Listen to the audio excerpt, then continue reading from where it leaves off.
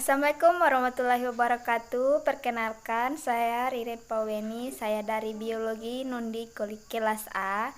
Baik, pada kesempatan kali ini saya akan menjelaskan materi yaitu struktur reproduksi tumbuhan. Siklus hidup tanaman. Pada tumbuhan tingkat tinggi, siklus hidup terdiri dari dua fase, yaitu fase sporofit diploid dan fase gametofit haploid. Siklus hidup vaskular, sporofit menghasilkan sel khusus yang disebut sporofit yang menjalani produksi meiosis secara spora haploid. Spora berkecambah untuk membentuk gametofit, di dalamnya gamet diproduksi. Reproduksi Gymnospermae. Terdapat beberapa perbedaan utama reproduksi pada Gymnospermae dan Angiospermae. Yang pertama yaitu lokasi pada sporofit ovula yang mengandung megasporongia, di mana megasporongia dan akhirnya sel telur diproduksi, dan mikrosporongia di mana mikrospora dan akhirnya butiran serbuk sari dan sperma berkembang. Kompleksitas gametofit, mekanisme penyerbukan dan pembuahan, dan nutrisi embrio yang sedang berkembang. Kemudian struktur yang terlibat dalam reproduksi Angiospermae yang terkandung di dalam bunga jauh berkurang dibandingkan dengan yang ada di Gymnospermae.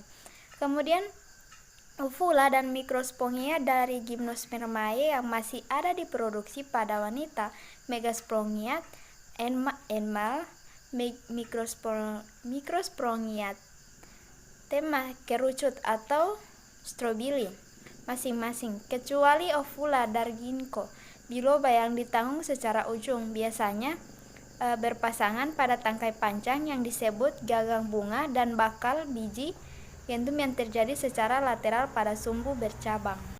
Kemudian untuk gambar ini yaitu gambar yang pertama A, megasporosit dalam Megasporangium ovula conifer.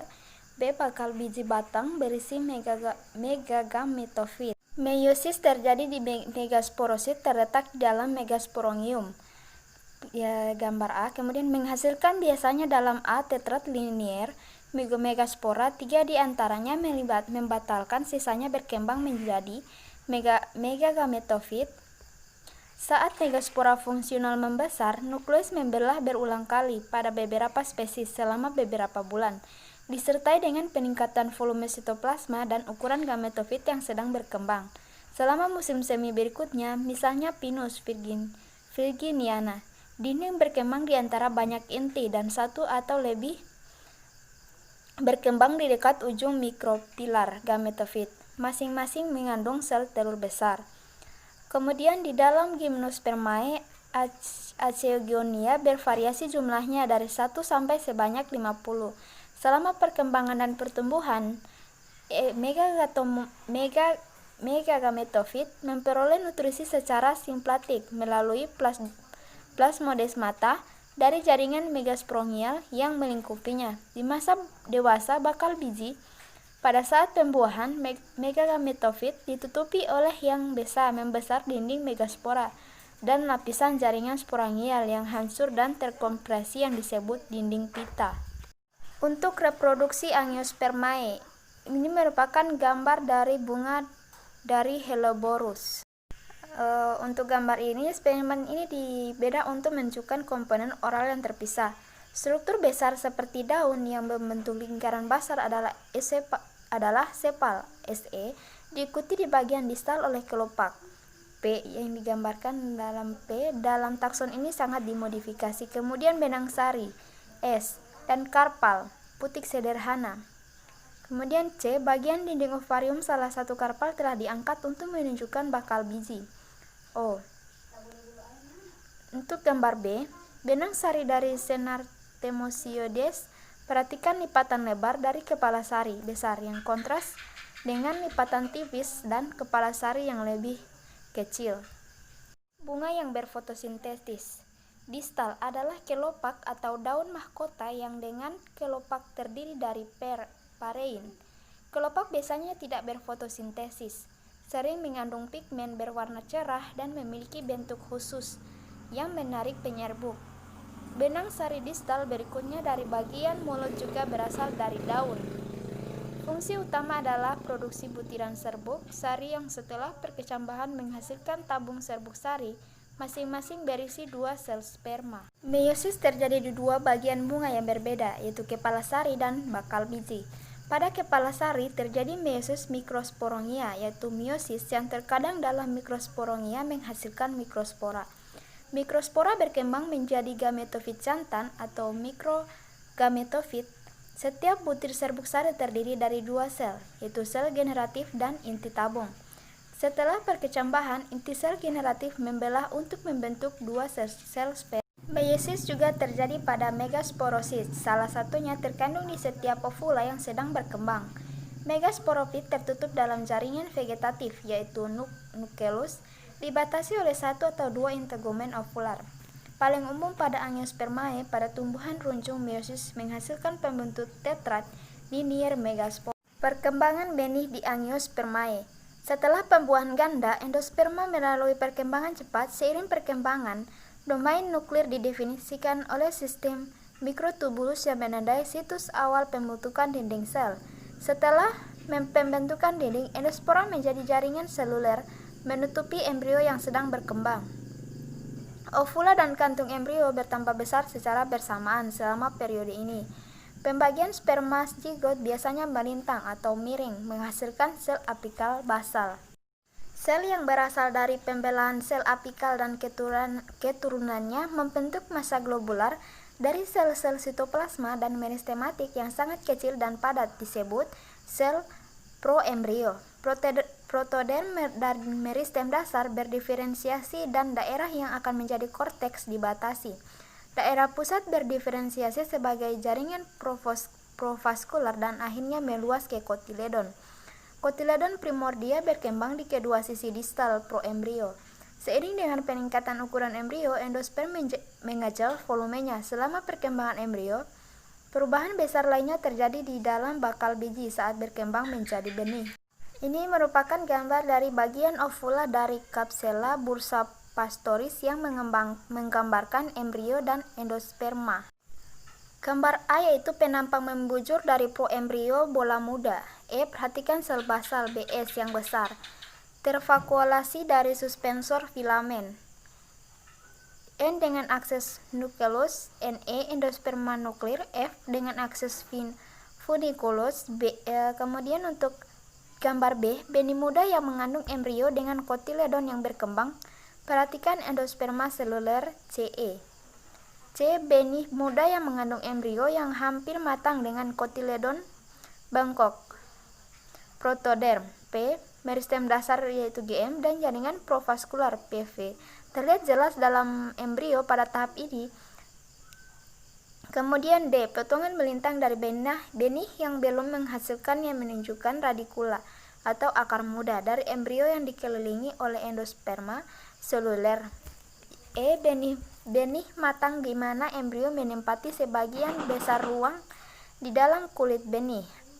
A. Meristem apikal dari pucuk. C. Dengan aksen kotiledon. R. Dengan aksen radikal. Perkembangan buah dan peran buah dalam penyebaran benih. Buah adalah ovarium yang matang dan semua bagian mulut yang menempel seperti wadah, kelopak atau brach. Buah adalah karpel yang terdiri dari satu karp atau beberapa karpel yang menyatu tanpa bagian mulut yang melekat. Contohnya adalah kacang, tomat, dan persik. Perkembangan daun. Primordia daun diproduksi oleh meristem apikal. Pembelahan periklinal, tambahan serta antiklinal di kedua lapisan bawah permukaan dan permukaan menghasilkan tonjolan yang biasa disebut daun primordium penopang. Pada Trediofit, inisial apikal tunggal terbentuk di ujung penopang merupakan sumber utama dari semua sel tambahan yang diproduksi selama perkembangan daun. Dalam banyak gimnospermae dan angiospermae, sekelompok kecil sel membentuk meristem apikal primordium daun. Saat matang, buah segar atau kering, dan jika pecah atau tidak pecah, dinding buah berkembang atau tidak hanya dari dinding ovarium atau dinding ovarium ditambah bagian aksesori disebut pericap. Pericap beberapa berisi lapisan yang berbeda secara histologis, yaitu lapisan luar atau exokard, lapisan tengah mesokard, dan lapisan dalam endokard. Perkecambahan benih dan perkembangan bibit. Pada awal proses perkecambahan, sporofit muda terutama terdiri dari daerah tematik, protoderm, meristem dasar, dan jaringan provaskuler, serta meristem apikal dari epikotil dan hipokotil. Setelah perkecambahan biji di kotil, radikula seri menjadi bagian pertama dari sporofit muda untuk memulai pertumbuhan aktif. Jaringan provaskular berdiferensiasi menjadi xilem fungsional dan floem. Pada beberapa taksa, dikotil dicirikan oleh perkecambahan epigios.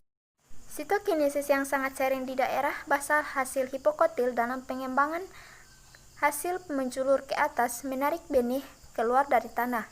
Epikotil kemudian mengembang menjadi bebas dari kulit biji, dan sitokinesis di meristem apikal diikuti oleh diferensiasi sel dan jaringan mengarah pada pembentukan tunas muda.